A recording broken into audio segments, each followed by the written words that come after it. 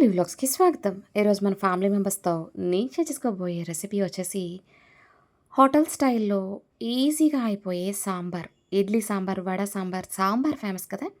ఆ సాంబార్ ఎలా చేసేయాలో చూసేద్దాం. చకచకా చేసేద్దాం. ముందుగా ఒక గ్లాసు కందిపప్పును తీసుకున్నా. అందులోనే ముప్పావు గ్లాసు పెసరపప్పును వేసేసుకొని ఈ రెండిటిని ఒక 2 సార్లు కడిగేసి అయితే తీసుకున్నాను. ఇప్పుడు అందులోనే పెద్ద ఉల్లిపాయ ఒకటి కట్ చేసుకొని వేసుకుంటున్నాను. అలాగే ఒక 4 పచ్చిమిరపకాయలు కట్ చేసుకొని వేసుకుంటున్నా. ఒక టమాటా కట్ చేసుకొని వేసుకుంటున్నాను పెద్దది.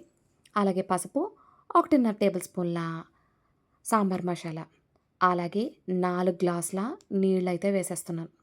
మీలో ఎవరైనా కొత్తగా వ్యూ చేస్తుంటే లైక్ చేయండి, షేర్ చేయండి, సబ్స్క్రైబ్ చేసుకోండి. పక్కనే ఉన్న బెల్ ఐకాన్ నొక్కండి. నాకు నిజంగా ఇడ్లీలోకి సాంబార్ చేయాలంటే ఎంతో కష్టపడిపోవాలనుకునేదాన్ని. బట్ ఇంత ఈజీగా చేసేయొచ్చు సాంబారు ఇడ్లీలోకి, వడలోకి, దోసలోకి అని తెలిసిన తర్వాత దీన్నే కంటిన్యూ చేసేస్తున్నాను. ఇప్పుడు కుక్కర్ మూత పెట్టేసి, స్టవ్ పైన పెట్టేసి, స్టవ్ వెలిగించేసి ఒక 5 విజిల్స్ లో టు మీడియం ఫ్లేమ్ మీద రానివ్వండి.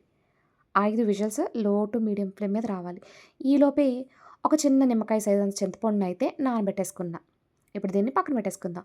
ఈలోపు మన కుక్కరు 5 విజిల్స్ వచ్చేసిందండి. చూడండి పప్పయితే చాలా మెత్తగా ఉంది. ఉడికిపోయిందన్నమాట బానే. ఇంకొకసారి మ్యాష్ చేసుకుంటున్నాను. మ్యాష్ చేయాల్సిన అవసరం గూడా లేదు. అంత మెత్తగా అయితే ఉడికిపోయిందండి.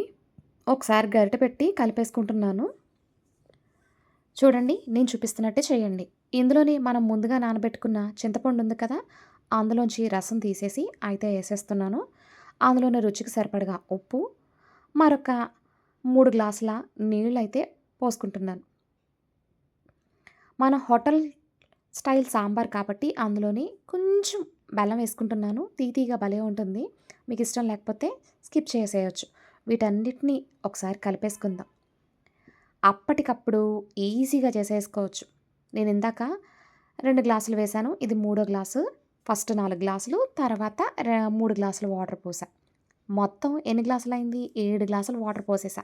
ఇప్పుడు మళ్ళీ స్టవ్ మీద పెట్టేసి ఒక పొంగైతే రానిద్దామండి. అందగా లో టు మీడియం ఫ్లేమ్ మీద అలా వదిలేస్తున్నాను.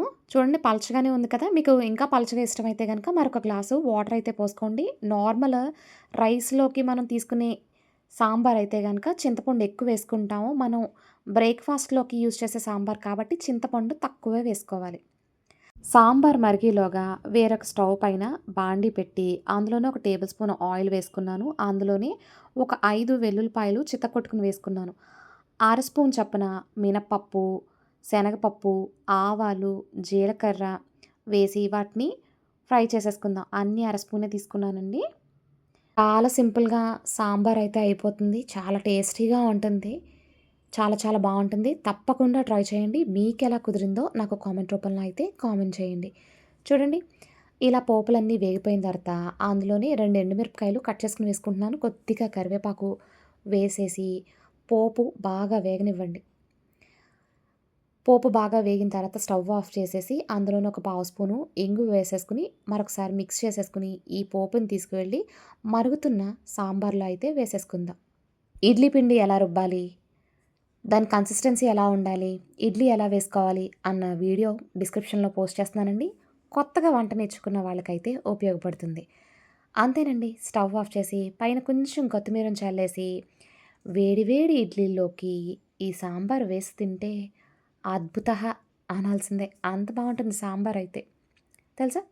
నేనైతే ఫస్ట్‌లో అయ్య బాబోయ్! సాంబార్ ఇడ్లీ అంటే ఎంతో కష్టం అనుకున్నా. ఇప్పుడు ఫటాఫట్ చేసేస్తున్నా. మీరు కూడా ట్రై చేయండి.